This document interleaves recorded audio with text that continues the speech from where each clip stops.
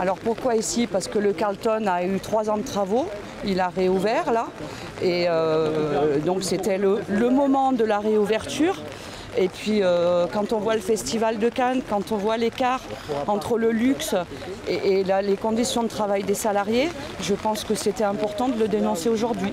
On est dans une situation où les jeunes ne veulent pas faire ce métier parce qu'il est trop dur, trop pénible. Alors imaginez quelqu'un qui arrive à 64 ans, c'est pratiquement impossible.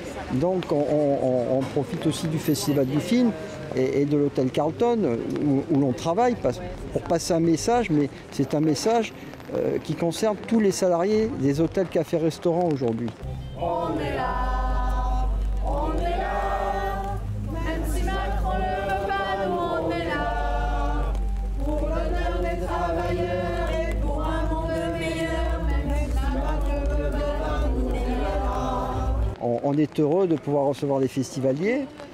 Ensuite, c'est la magie du festival, hein, avec des films magnifiques. Hein. Le message pour l'international, c'est de dire que le travail, c'est important, mais la vie aussi. Et on doit pouvoir en profiter pleinement. Et pour en profiter pleinement, il faut avoir un salaire normal pour pouvoir vivre.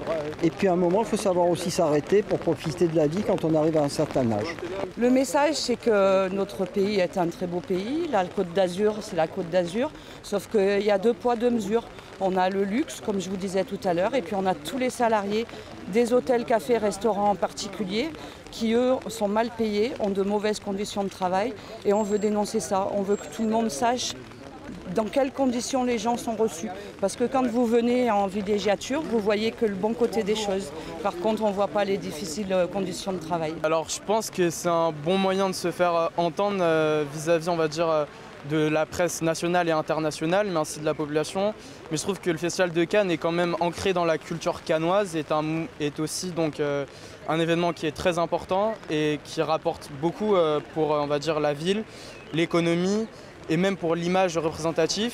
Et avec l'image qu'on a actuellement avec les manifestations qu'on a sur Paris, Lyon, Marseille et les grandes agglomérations, si ça commence à toucher Cannes, on va dire qu'étant donné que là on a des médias qui sont vraiment internationaux par rapport aux autres villes, c'est que ça va être illuminé, on va dire, sur l'ensemble des territoires internationaux. Et c'est donc un moyen de se faire exprimer. Je trouve que c'est important de pouvoir faire valoir sa liberté d'expression directement étendue dans les grandes agglomérations, mais aussi les plus petites agglomérations comme celle de Cannes.